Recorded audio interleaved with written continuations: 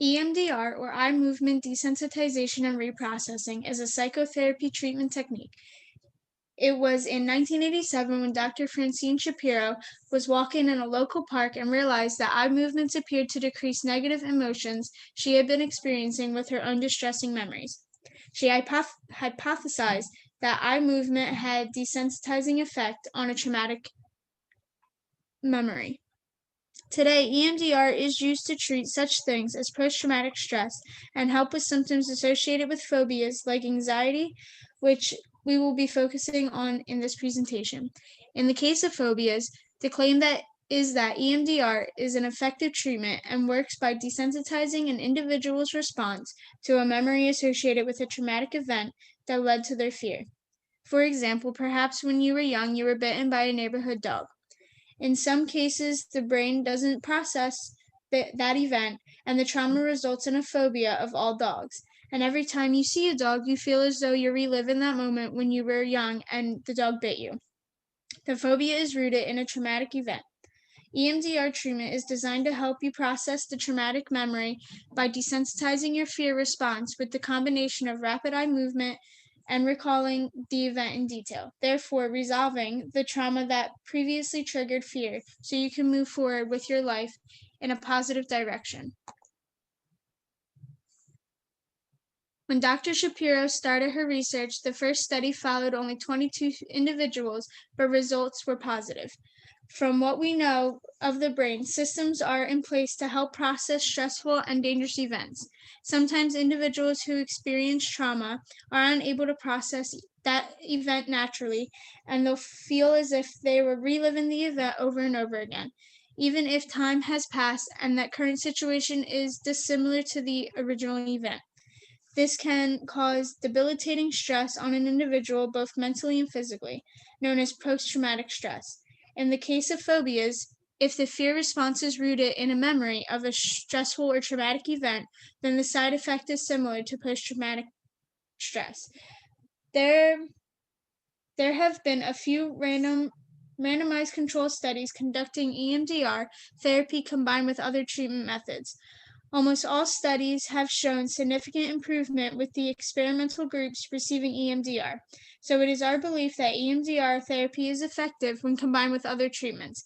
However, it is difficult to accurately categorize anxiety and other mental disorders, specifically rooted in phobia. Therefore, we believe EMDR treatment is effective once individuals are identified and as having a traumatic event that led to their fear, and models for identification should be conceptualized and maintained with the latest research available in the field. So is EMDR a legitimate treatment for phobia? We're hoping to demonstrate that the claim is mostly true, but there are definitely some caveats. In our research, we did find examples of non-scientific data, such as exaggeration, empty language, and the use of testimonials. In this video here, which I will play for you. For almost 4 decades, we have been working with and fighting for survivors. Skip. They make the claim that this will resolve issues, and that's kind of bold for them to claim. But this is one of the tricks. Memories and allows normal healing to resume. The experience is still remembered, but the fight, flight, or freeze response from the original event is resolved. That's kind of For example.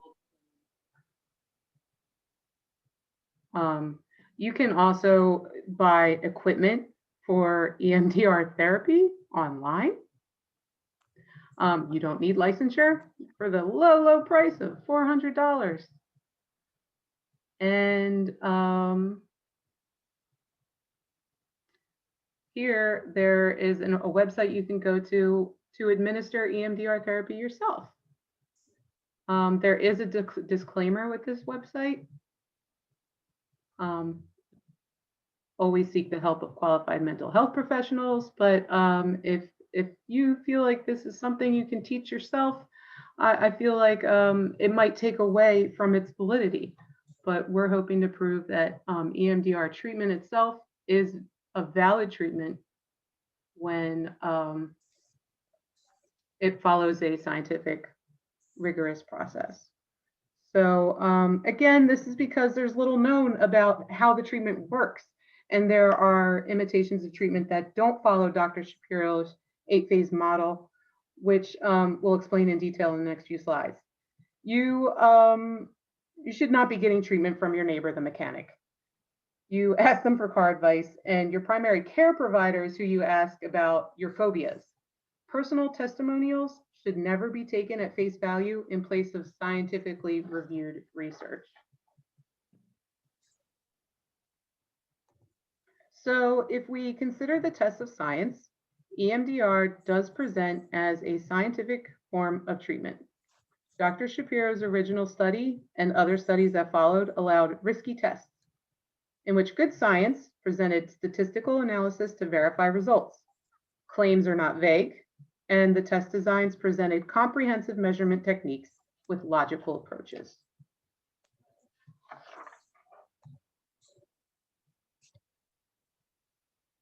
Reporting results were unbiased and honest, and in our research, we are able to find that the use of EMDR as a treatment therapy for various disorders associated with anxiety and fear and forms of mental disorders have been replicated in other studies. I'm going to show you this link here.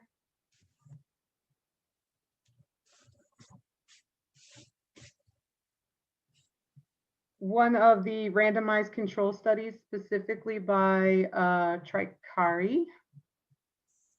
Give me 1 second to find it.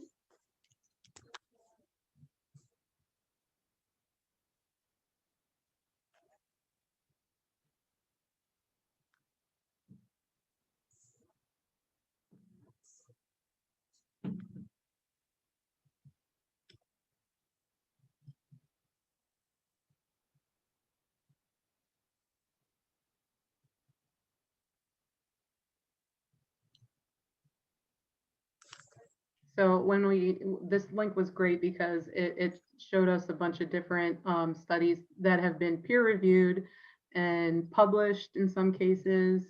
And I wanted to show you that link, but I can't seem to find it. It was a study of how CBT combined with EMDR was significantly shown to improve flight anxiety, which is similar to what we're trying to say that EMDR is good for phobias. So again, here's a bunch of peer-reviewed research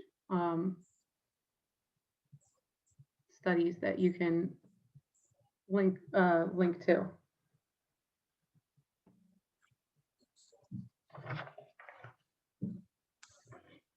So this does pass the tests of science. Plausibility. From what we know of the brain, systems are in place to help us process stressful and dangerous events.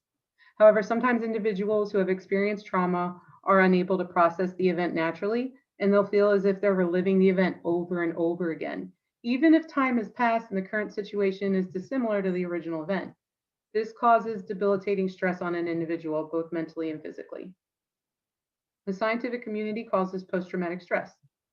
In the case of phobias, if the fear response is rooted in a memory of the stressful or traumatic event, then the side effect is similar to post-traumatic stress.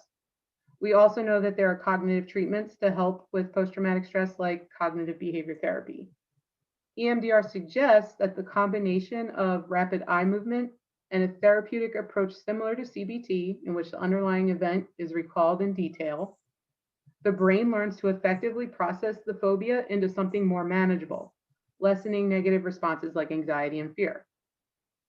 The mechanism of action, in this case, it's the rapid eye movement. It may sound unconventional or silly, but it is plausible. Ever drive home from work and find yourself so deep in thought that you're not even aware of how you made it home safely because you have no memory of the actual drive home? Another personal example is when I'm studying, I focus better with classical music on in the background. I don't like classical music in my leisure, but the mild stimulation helps me focus more attentively on my studies. If I was playing something that I really like listening to, like my little reference here to Alanis Morissette's Ironic, I probably wouldn't be able to focus on my studies. The classical music, though, makes me feel more alert and I'm able to concentrate harder on the work in front of me. So it's plausible that the mild stimulation of the rapid eye movement distracts an individual enough that they can recall the traumatic event when asked to do so, but they become distracted to the negative feelings that arise when they replay that event in their head. We can't rule out that just talking through the event in detail repeatedly through these sessions is what actually facilitates the brain into processing stressful memories more effectively. So, could this be an occurrence of a placebo phenomenon? Unfortunately, this is a gray area because science knowledge of the human brain is limited. And because studies specifically targeting phobias are scarce, and if you look back at the length of all the studies, there's not a lot that specifically targets phobias. It's difficult to consider EMDR as a sustainable treatment for improvement, but does seem to significantly help when combined with other therapy techniques beyond placebo-like results.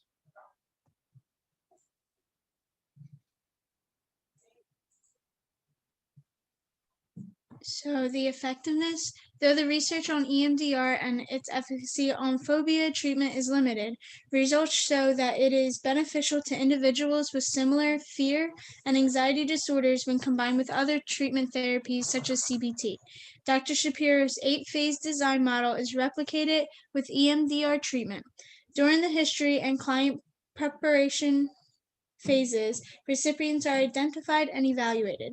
If they are assessed as meeting the criteria, they can consent to begin treatment, which involves the desensitization process through predetermined periods of time, usually 12 sessions.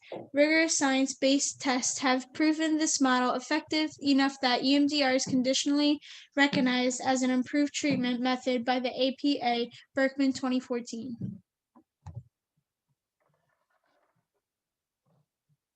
More research is needed that specific studies EMDR therapy as a treatment for phobias. We must consider that treatment may not be effective for all persons with phobias because EMDR relies on an individual's ability to recall traumatic memory associated with their phobia.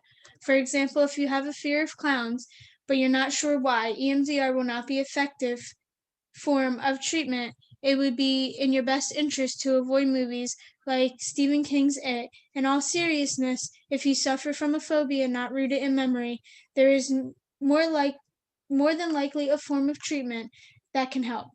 But it's important to seek out true science-based therapies from accredited sources. EMDR can be effective treatment, but make sure it follows Dr. Shapiro's 8-phase model of approach. Be wary of poor imitations.